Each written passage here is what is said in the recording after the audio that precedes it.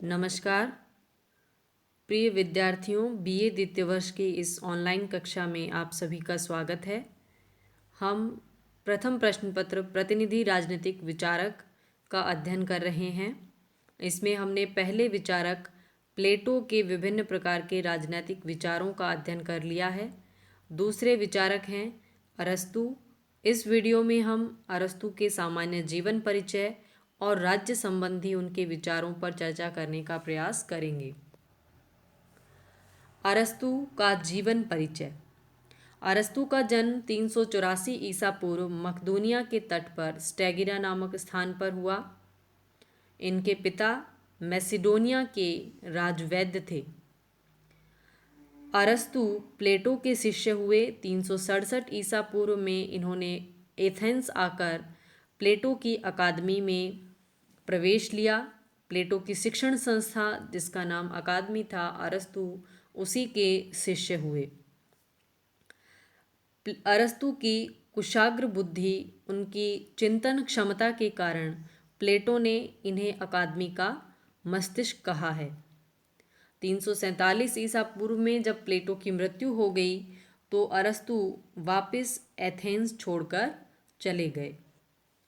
346 ईसा पूर्व में ये सिकंदर के गुरु बने। सिकंदर को राजनीति और दर्शन की शिक्षा प्रदान की और 334 में फिर से एथेंस लौटकर आए और अपने गुरु प्लेटो की ही भांति एक शिक्षण संस्था की स्थापना की और इस संस्था को नाम दिया गया लिसियम। 323 ईसा पूर्व में सिकंदर की मृत्यु के पश्चात अरस्तु पर धार्मिक प्रार्थना और बलिदान का अपमान करने के आरोप लगे। ऐसे ही आरोप प्लेटो के गुरु सुकरात पर भी लगाए गए थे और एथेंस सरकार ने इन आरोपों के कारण सुकरात को मृत्युदंड दे दिया था।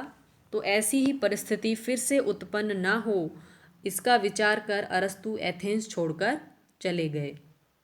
अरस्तु ने कहा, मैं एथेंस वासियों को दर्शन के खिलाफ दूसरी बार अपराध करने का मौका नहीं दूंगा। प्लेटो को प्रथम राजनीतिक वैज्ञानिक कहा जाता है। उन्होंने राजनीति को दर्शन के क्षेत्र से निकालकर विज्ञान की ओर अग्रसर किया, वैज्ञानिक चिंतन को बढ़ावा दिया।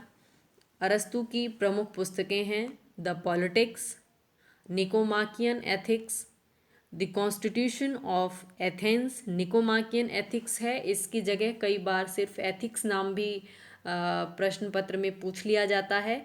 तो एथिक्स के रचयिता कौन है? अरस्तु। द कॉन्स्टिट्यूशन ऑफ एथेंस, ये एथेंस के संविधान पर लिखी गई पुस्तक है। यूडीमियन एथिक्स और रिटोरिक, ये सभी इनकी महत्वपूर्ण पुस्तकें हैं।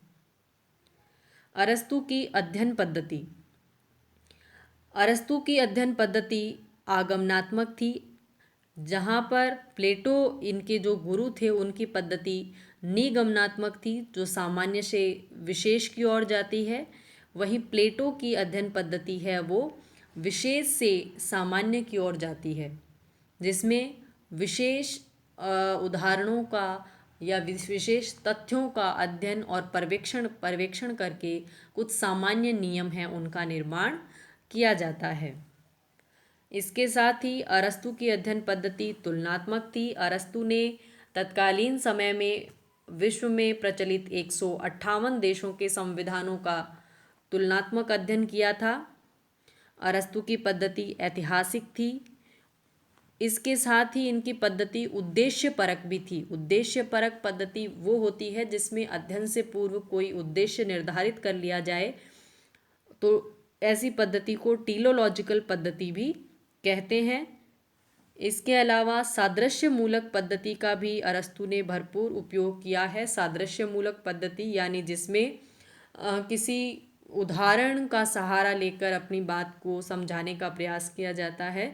तो अरस्तु ने राज्य की तुलना मानव के शरीर से की है और राज्य का आंगिक सिद्धांत प्रतिपादित किया है कि जिस प्रकार अलग अलग अंग यानी हाथ और पैर, ये जब तक अलग अलग रहें तो इनका कोई अस्तित्व नहीं है, लेकिन ये जब मिलकर एक शरीर का निर्माण करते हैं तो एक संपूर्ण रचना है वो अस्तित्व में आती है। तो इसी प्रकार नागरिकों का अलग अलग कोई अस्तित्व नहीं है। वो जब एक समुदाय के रूप में राज्य का निर्माण करते हैं तभी एक अच्छे जीवन की संभावनाएं हैं वो अस्तित्व में आती है। तो शरीर की तुलना उन्होंने राज्य की तुलना उन्होंने मानव के शरीर से की है। तो ये पद्धति है सादृश्य मूलक पद्धति कहलाती है, जिसमें किसी वस्तु अथवा स्थान का उदाहरण देकर अपनी बात को रखने का प्रयास किया जाता है।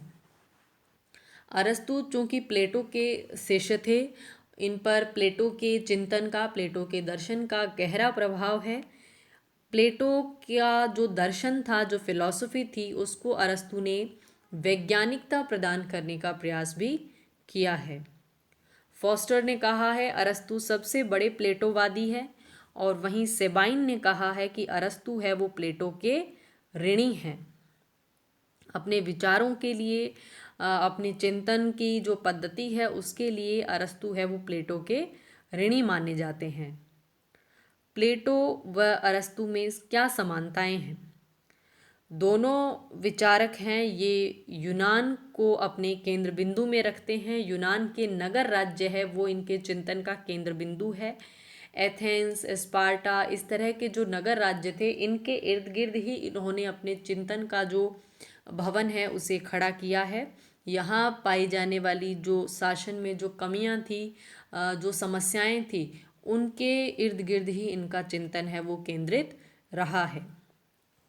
दोनों विचारकों ने राज्य को एक स्वाभाविक, आत्मनिर्भर और नैतिक समुदाय माना है। इनके अनुसार मनुष्य राजनैतिक प्राणी है, जिसके लिए राज्य की गतिविधियों में भाग लेना आवश्यक है। दोनों ही विचारक लोकतंत्र के आलोचक हैं और दास प्रथा के समर्थक हैं। अरस्तु ने जहाँ प्रकट रूप में दास प्रथा का समर्थन किया है, वहीं प्लेटो ने दास प्रथा पर कोई विचार नहीं किया है या दास प्रथा के संबंध में वो मौन रहे हैं। इससे ऐसा प्रतीत होता है कि यूनान के नगर राज्यों में उस समय प्रचलित इस कुप्रथा के बारे में प्लेटो ने कुछ नहीं कहा, यानी वो इसके समर्थक हैं। जैसे खामोशी को हाँ समझ लिया जाए, ऐसी ही बात यहाँ पर प्लेटो के लिए कही जा सकती है। फिर है इनमें क्या असमानताएं हैं? प्लेटो आदर्शवादी हैं, वो एक आदर्श राज्य का निर्माण करना चाहते हैं जहाँ पर प्रत्येक व्यक्ति प्रधान गुण के अनुसार कार्य करे। अभिभावक वर्ग पर साम्यवादी सिद्धांत लागू किए जाएं, जबकि अरस्तु प्लेटो के उलट यथार्थवादी है। यथार्थ को, वास्तविकता को पहचान कर अधिकतम संभव सुधार जो राज्य में हो सकते हैं उनका अरस्तु समर्थन करते हैं। वो किसी यूटोपियन स्टेट के बारे में वो कल्पनावादी सोच अरस्तु की नहीं है। प्लेटो की अध्ययन पद्धति निगमनात्मक है, जबकि अरस्तु का अध्ययन आगमनात्मक पद्धति में ढला है। प्लेटो दार्शनिक राजा के शासन की वकालत करते हैं, जबकि अरस्तु चाहते हैं कानून का शासन हो और उस शासन में नागरिकों की अधिकाधिक सहभागिता हो सके। प्लेटो संरक्षक वर्ग या अभिभावक वर्ग के लिए परिवार और संपत्ति का साम्यवाद लागू करना चाहते हैं, जबकि अरस्तु सीमित तौर पर इन दोनों का समर्थन करते हैं कि एक सीमित संपत्ति रखने की उनको इजाज़त मिलनी चाहिए। अरस्तु को राजनीति विज्ञान का जनक माना जाता है। प्लेटो का जो चिंतन है उसे राजनीतिक दर्शन की श्रेणी में रखा जाता है, जबकि अरस्तु का चिंतन है वो राजनीतिक विज्ञान की श्रेणी में रखा जाता है। मैक्सी ने अरस्तु को प्रथम राजनीतिक वैज्ञानिक कहा है। इसके कई कारण हैं, क्योंकि विज्ञान है वो कार्य कारण संबंधों का अध्ययन है। विज्ञान किसे कहा जाता है? जब किसी कार्य या घटना के पीछे के कारणों का पता लगा लिया जाए, एक व्यवस्थित और क्रमबद्ध अध्ययन किया जाए, इस प्रकार के अध्ययन को हम विज्ञान कह सकते हैं। तो अरस्तु का जो समूचा चिंतन है वो वैज्ञानिक पद्धति का चिंतन है। जैसे अरस्तु राज्य का उत्पत्ति के बारे में सोचते हैं, राज्य क्यों अस्तित्व में आया, इसका बने रहने के क्या कारण हैं, राज्य में क्रांतियाँ क्यों होती है, क्रांति को रोकने के क्या क्या उपाय हो सकते हैं। तो अरस्तु का ये जो समूचा चिंतन है ये वैज्ञानिक ढंग से चलता है, इसीलिए अरस्तु को प्रथम राजनीतिक वैज्ञानिक या फादर ऑफ पॉलिटिकल साइंस की संज्ञा भी दी जाती है।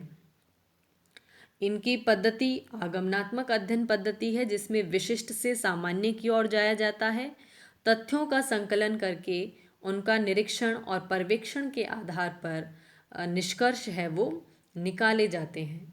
जबकि प्लेटो की अध्ययन पद्धति में मूल्यों की प्रधानता है, ऐसा होना चाहिए, वैसा होना चाहिए। लेकिन अरस्तु कैसा है, क्या परिस्थितियां हैं, वास्तविकता का अध्ययन करते हैं, तथ्यों का अध्ययन करते हैं, जो कि विज्ञान की प्रमुख विशेषता होती है। क्या होना चाहिए के स्थान पर क्या है कि, और अरस्तु ने राजनीति विज्ञान को इस राजनीति विषय को मोड़ दिया है। इसके साथ ही विज्ञान की प्रमुख विशेषता होती है कंपैरिजन करना, तुलना करना। तो अरस्तु ने उस समय प्रचलित 158 देशों के संविधान का भी अध्ययन किया था और मूल्य और तथ्यों का पृथक्करण किया। राजनीति और नीति शास्त्र जो है उसको पृथक करने का काम है वो अरस्तु ने किया था। तो ये सब वो कारण है जिसके कारण अरस्तु को राजनीति विज्ञान का जनक या प्रथम राजनीतिक वैज्ञानिक कहा जाता है। इसके बाद है अरस्तु के राज्य संबंधी विचार। राज्य को अरस्तु ने एक स्वाभाविक समुदाय माना है, यानी ये एक नेचुरल कम्युनिटी है, स्वतः ही ये अस्तित्व में आ जाती है, क्योंकि मानव है वो स्वभाव से ही सामाजिक और राजनीतिक प्राणी है। सामाजिक यानी वो अकेले नहीं रह सकता है, समाज में रहना उसकी आवश्यकता है। जिस समाज में वो रहता है उसकी गतिविधियों की जानकारी लेना, उनमें अधिकाधिक सहभागिता करना, ये मानव के स्वभाव के मूल लक्षण हैं। इस कारण से वो राजनीतिक और सामाजिक प्राणी हैं। अरस्तु के अनुसार जो भी मनुष्य राज्य से बाहर रहता है वह या तो देवता है या पशु, यानी किसी भी मनुष्य के लिए ये संभव ही नहीं है कि वो राज्य से बाहर रह सके, राज्य से अलग अपना अस्तित्व है वो बना सके। राज्य है वो सर्वोपरि समुदाय है, यानी सभी प्रकार के समुदायों से उच्चता रखता है, प्राथमिकता रखता है, क्योंकि राज्य के अभाव में कोई भी अन्य समुदाय अस्तित्व में नहीं रह सकता अथवा पूर्णता प्राप्त नहीं कर सकता है। सभी धार्मिक, राजनैतिक, सांस्कृतिक, शैक्षणिक सभी जो समुदाय है वो किसी न किसी विशेष उद्देश्य की पूर्ति के लिए अस्तित्व में आते हैं। जैसे कोई शिक्षण संस्था है या शैक्षिक समुदाय है, वो कुछ विशेष उद्देश्यों की पूर्ति करने के लिए बनाए जाते हैं। सीमित संख्या में लोग इनकी सदस्यता ग्रहण करते हैं और उद्देश्य की प्राप्ति तक उसमें सक्रिय भागीदारी करते हैं। लेकिन राज्य एक ऐसी संस्था है जिसकी सदस्यता जन्म के साथ ही स्वतः ही जिसकी सदस्यता प्राप्त होती है और आजीवन उसके कार्यों और गतिविधियों में हमारी रुचि है वो बनी रहती है। तो ये जीवन के लिए अस्तित्व में आता है और जीवन को उत्तम बनाने के लिए, शुभ बनाने के लिए राज्य है वो अस्तित्व में बना रहता है। इसके अलावा अरस्तु ने कहा है राज्य का स्वरूप आंगिक है, शरीर से राज्य की उन्होंने तुलना की है। राज्य है वो व्यक्ति से पूर्व है, यानी प्रायर कौन है, राज्य पहले है, व्यक्ति बाद में है। ऐसा ऐतिहासिक दृष्टि से हम जानते हैं कि संभव नहीं है। जब मनुष्य का जन्म हुआ उसके पश्चात ही राज्य बना होगा।